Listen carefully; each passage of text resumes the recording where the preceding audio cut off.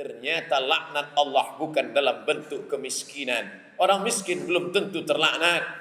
Laknat bukan dalam bentuk kesakitan. Orang sakit belum tentu dimurkai Allah. Ma asaba min musibatin, apa yang terjadi musibah, yang terjadi pada dirimu, yang terjadi di alam semesta, boleh jadi ada hikmah-hikmah di baliknya. Ma yusibul mu'min min nasabin wala wasabin wala saqamin wala syaukin yashtakuha. Penyakit, gundah gulana, susah hati, bahkan duri yang menusuk tapak kaki, belum tentu laknat. Tapi boleh jadi Allah ingin menghapuskan dosa-dosamu di masa yang lalu. Tapi yang kita khawatirkan adalah ketika tak ada rasa takut kepada Allah Subhanahu wa ta'ala, walau sedikit pun. Di mana sebenarnya rasa takut itu? Apakah di mata? Apakah di telinga? Apakah di otak? Apakah di kaki? Sesungguhnya rasa takut itu ada di dalam segumpal bagian dari tubuh. Ala fil jasadi mudghah. Ketahuilah, di dalam jasad itu ada segumpal, ada segenggam, ada sekepal. Idza salahat salahal jasadu kulluh. Kalau yang segumpal itu baik, maka seluruh tubuh ikut menjadi baik. Wa idza fasadat, kalau dia rusak, maka yang lain ikut menjadi rusak. Ala wahyal qalb, dia adalah hati. Laknat Allah pertama kali turun ke dalam hati. Khatamallahu ala qulubihim. Allah mengunci hatinya. Kalau sudah hati terkunci, maka dia akan menular ke telinga. Wa ala sam'ihim. Kalau sudah telinga tersumbat, maka dia akan menjalar ke mata. Wa ala absarihim ghishawah. Di mata mereka ada pembalut penutup, sehingga telinga tak lagi berfungsi, sehingga mata tak lagi dapat mengambil pelajaran. Sempurnalah penderitaan. Summum, bukmun, amyun, pekak, tuli, bisu. Telinga tak mendengar, mata tak mengambil pelajaran. Berapa banyak menemukan orang susah, tapi tak bersusah hati melihat orang susah.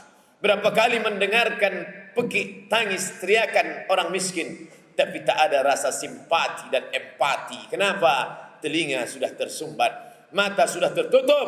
Summum, bukmun, amyun, fahum. 2 kali diulang. La ya'qilun, mereka tak pernah mau berpikir. La yarji'un, mereka tidak mungkin kembali ke jalan kebenaran. Oleh sebab itu, kita bersihkan yang segumpal itu dengan menjawab seruan azan. Ketika azan berkumandang, Allahu Akbar, Allahu Akbar, mulut menjawab Allahu Akbar, Allahu Akbar. Kita usahakan dia masuk ke dalam hati. Kita masuk ke dalam tempat berwudu, kita basuh kedua tangan. Saat itu terasa dosa-dosa mengalir dari ujung jari jemari tangan. Saat dimasukkan air ke mulut dan ke hidung, keluarlah dosa-dosa lidah. Saat air dibasuhkan ke muka, keluarlah dosa-dosa dari kelopak biji mata. Saat air mengusap kepala, keluarlah dosa sampai ke lubang telinga. Ketika air menyiram kaki, maka keluarlah dosa dari celah-celah kuku kaki. Fisiknya bersih, batinnya ikut bersih, tapi dia tetap katakan kepada Allah, Ashhadu an la ilaha illallah wahdahu la syarikalah wa ashhadu anna Muhammadan abduhu wa rasuluh. Pengakuan kepada Allah, mengaku di hadapan Rasulullah. Setelah itu memohon, Allahumma ja'alni minat tawwabin. Kemarin aku tidak baik, hari ini aku ingin menjadi orang baik. Masukkan aku ke dalam orang-orang yang baik. Waj'alni minal mutatahhirin. Jadikan aku orang yang mensucikan hati dari hasad, dari riya, dari sum'ah, dari takbur, dari merasa diri lebih mulia. La yadkhulul jannah, tak masuk surga. Man kana fi qalbihi, siapa yang dalam hatinya mithqala habatin min khardalin min kibrin, ada sombong sebesar biji sawi. Waj'alni minal mutatahhirin. Masukkan aku ke dalam orang-orang yang mensucikan hati, ya Allah. Waj'alni min ibadikas salihin. Jadikan aku termasuk orang-orang yang saleh. Bersimpuh sujudlah di hadapannya. Saat itu kau menjadi orang yang baik daripada hari kemarin. Walaupun di daerahmu kau termasuk orang yang miskin, walaupun di daerah lingkunganmu kau termasuk orang yang tak ada kuasa, tak ada jabatan apa-apa, tapi di hadapan Allah, ja'alnakum khalaqnakum min nafsin wahidah wa ja'alnakum syu'uban wa qabaila. Kami jadikan kamu bersuku-suku, berbangsa-bangsa.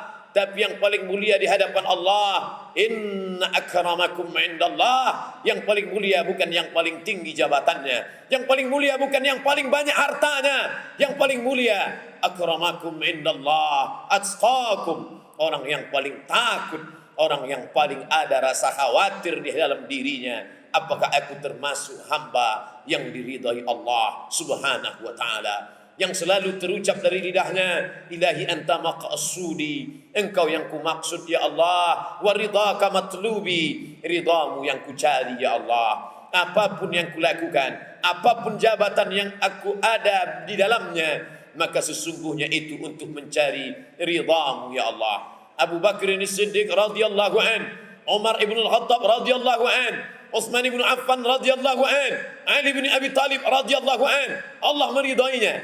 Tapi kita hanya baru berkata tadi pagi, raditu billahi rabba, aku ridha Allah sebagai Rabbku, wa bil Islami dina, aku ridha Islam sebagai agamaku, wa bil Muhammadin wa bi Muhammadin nabiyyan wa rasula, aku ridha Muhammad sallallahu alaihi wasallam sebagai nabi, sebagai rasul, sebagai panutan, sebagai ikutan. Kita hanya baru dapat berkata, tapi status itu masih dalam genggaman qudrat dan iradat Allah Subhanahu wa taala. Ketika kita bisa melakukan itu, sesungguhnya kita sudah lebih baik daripada hari kemarin.